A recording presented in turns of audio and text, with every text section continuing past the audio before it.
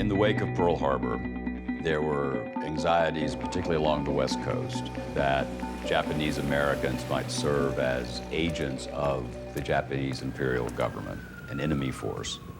Word has just come that some 91 Japanese have been taken into custody in Northern California by the FBI. In Fresno, California, 2 Japanese were arrested, their automobiles seized by police. Within a day, the Secret Service, the FBI, sweeps into cities and urban areas from Seattle to Arizona, arresting community leaders, martial arts instructors, Japanese school language teachers, Buddhist priests. Our West Coast became a potential combat zone. Living in that zone were more than 100,000 persons of Japanese ancestry, 2/3 of them American citizens, 1/3 aliens. My parents met in Los Angeles and they married there. I turned 5 years old on April 20th, 1942. I'm the oldest, my brother was next, a year younger, and my baby sister, Nancy. Here we were in the United States, and the country was at war with our ancestral land, and so there was great concern about what might happen to us.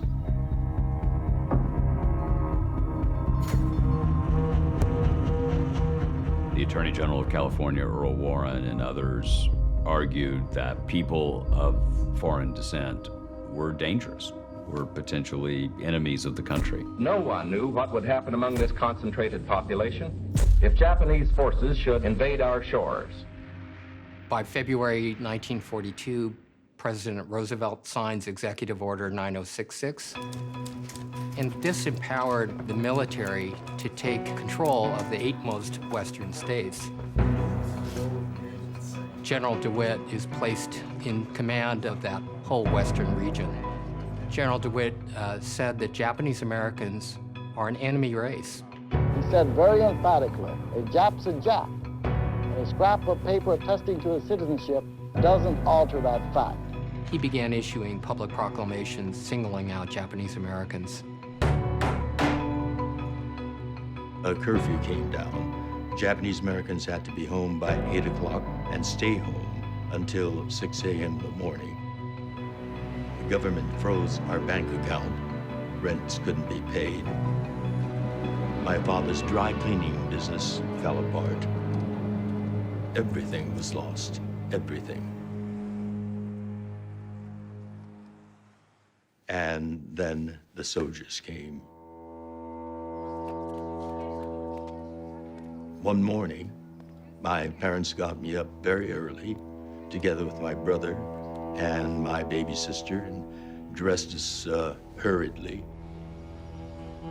And suddenly, we saw 2 soldiers marching up our driveway, carrying rifles with shiny bayonets. And they stomped at the front porch and with their fists began pounding on the door. That sound still resonates in my mind.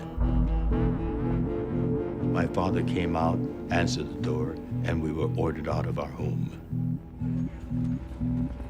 We stood on the driveway waiting for our mother to come out. And when she came out, she had our baby sister in one arm, a huge, heavy-looking duffel bag in the other, and tears were streaming down her cheeks.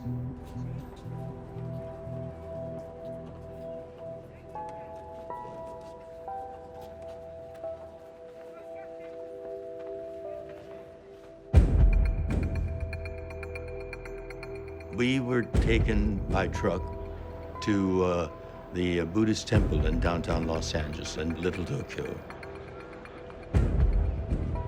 And that's where we were all assembled.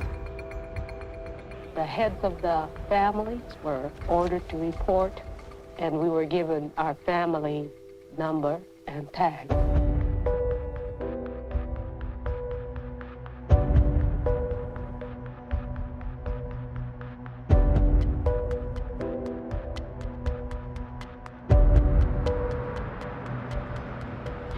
And a row of buses took us to Santa Anita, where we were unloaded and herded over to the stable areas. And each family was assigned a horse stall to sleep in.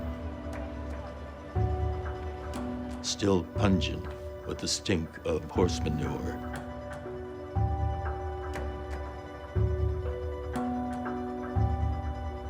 We were there about 3 or 4 months. And then we were loaded onto trains with armed soldiers at both ends of each car.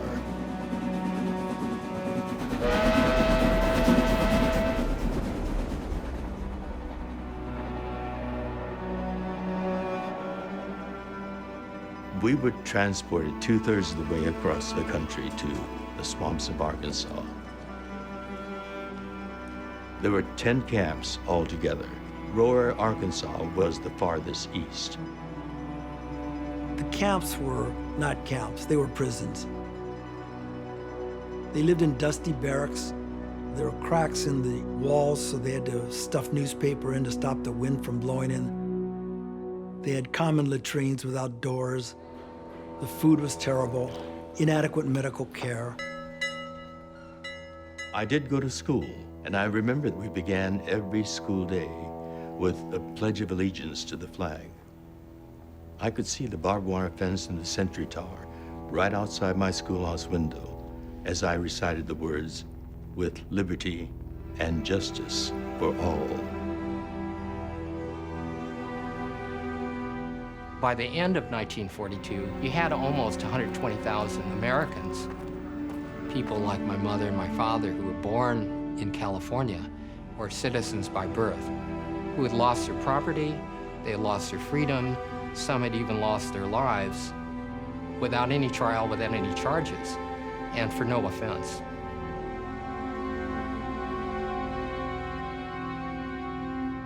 We were incarcerated for the duration of the war, 4 years. When we were freed, we had nothing. For my parents, everything that they had worked for was taken away. We know now that if we lose this war, it will be generations or even centuries before our conception of democracy can live again. It's one of our most shameful episodes. And a reminder that even in the midst of a global campaign to defend liberty, someone as otherwise remarkable as Franklin Roosevelt was able to make a decision that violated fundamental principles of both human and American rights.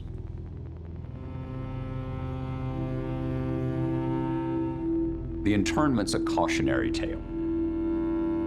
When we give in to the worst in us, we exclude, we oppress, we marginalize.